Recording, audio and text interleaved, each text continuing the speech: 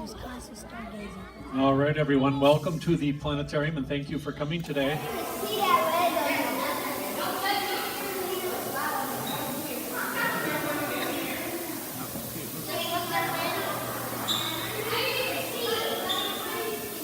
Oh, one landed on her head.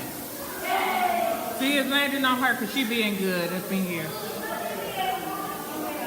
There are many, many constellations.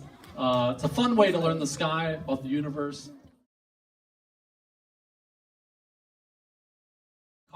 So there's the spaceship. Now, remember these spaceships go miles per second, so when it gets to Mars, which has air, it's going to need a heat shield. Otherwise, it's going to burn up like a shooting star. So it's got a heat shield that protects it. And then to slow down, just like on Earth, it uses a parachute. Now, the Martian air, by the way, is carbon dioxide. You can't breathe carbon dioxide. And then to slow down even more, it fired automatic rockets. Now, we think of rockets to blast off, but rockets will slow you down.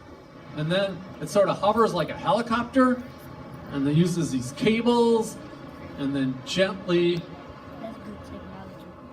we put it on the surface. And this was 5 years ago, and it's still working great. We drive it around by remote control. Just like you hit a button on your remote, TV pops on. Well, we press a button, and this thing takes pictures. It's got shovels that dig into the rocks. We press another button, this laser fires up, and notice the laser is heating up the rocks. And inside that laser, there's what they call a spectrometer that tells us what's in those rocks. You know, what's inside there? You know, did it have water? Were conditions good for life? Now, it can't detect life, but it gets us closer because a lot of people still think there could be life on it. It's called Juno. Check this out. The top speed of this spacecraft was 40 miles per second. 40 miles per second. You could fly over Wisconsin in like 10 seconds.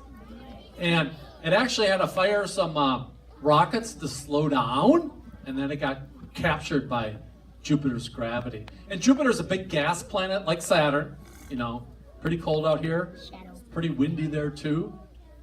And Mars, they've just been born, and their radiation is sort of hollowing out this big cave or hole in the nebula. So this is not like clouds on Earth. This is mostly hydrogen, and you get enough of it, you can start nuclear fusion, and stars get born. Stars live and die, but they live a long, long time. Whoa. Now, it's a big gas planet. Could you walk around on a gas planet? No. You'd sink right into it. And it's crazy cold here. Temperatures are like 300 below.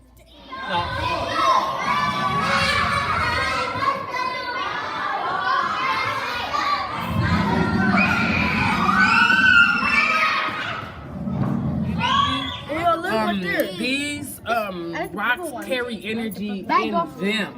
And they made like this over billions of years. It's shiny. Look at diamond. Turn the light back on.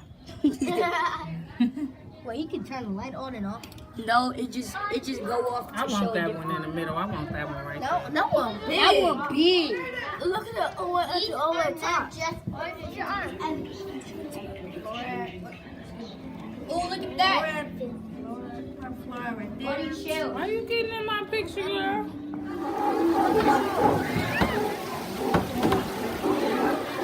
That must be scary, bro.